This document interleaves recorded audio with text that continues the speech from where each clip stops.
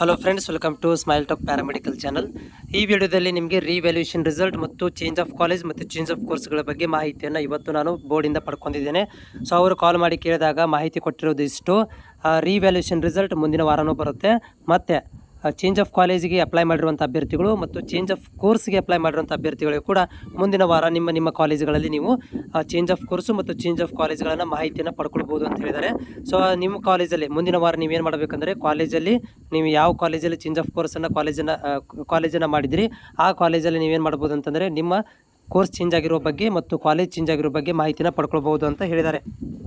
ಅದರ ಜೊತೆಗೆ revaluation complete ಆಗಿದೆ. ಸೊ ರಿವ್ಯಾಲ್ಯೂಯೇಷನನ್ನು ಕೂಡ ಬರೋ ವಾರದಲ್ಲಿ ರಿಸಲ್ಟನ್ನು ಅನೌನ್ಸ್ಮೆಂಟ್ ಮಾಡ್ತೀವಿ ಅಂತ ಹೇಳಿದ್ದಾರೆ. ಡೇಟನ್ನು ಕೇಳಿದಾಗ ಯಾವುದೇ ಥರಂಥ ಡೇಟನ್ನು ಮಾಹಿತಿಯನ್ನು ಅವರು ಕೊಟ್ಟಿರೋದಿಲ್ಲ. ಜಸ್ಟ್ ಮುಂದಿನ ವಾರ ನಿಮಗೆ ರಿಸಲ್ಟ್ ಡಿಕ್ಲರೇಷನ್ ಆಗುತ್ತೆ ಅಂತ ಹೇಳಿದ್ದಾರೆ.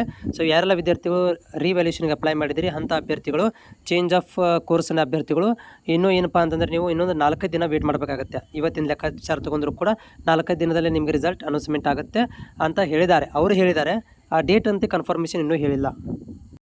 ಇದೇ ತಿಂಗಳು 25ರಿಂದ ಲೈವ್ ಸೆಷನ್ ಸ್ಟಾರ್ಟ್ ಆಗುತ್ತೆ. SSLC PUC ವಿದ್ಯಾರ್ಥಿಗಳಿಗೆ ಮಾಹಿತಿಗಾಗಿ ಈ ಲೈವನ್ನು ಸ್ಟಾರ್ಟ್ ಮಾಡ್ತಾ ಇದ್ದೀವಿ. ಇದನ್ನು ಎಲ್ಲ ನಿಮ್ಮ ಫ್ರೆಂಡ್ಸ್ ಸರ್ಕಲಲ್ಲಿ ಶೇರ್ ಮಾಡಿ. ಮತ್ತು SSLC PUC ನಂತರ ಯಾವ ಕೋರ್ಸು ಮಾಡಿದರೆ ಒಳ್ಳೆಯದು ಅನ್ನೋದ್ರ ಬಗ್ಗೆ ಲೈವಲ್ಲಿ ಬಂದು ಮಾಹಿತಿಯನ್ನು ಕೊಡಲಾಗುತ್ತೆ.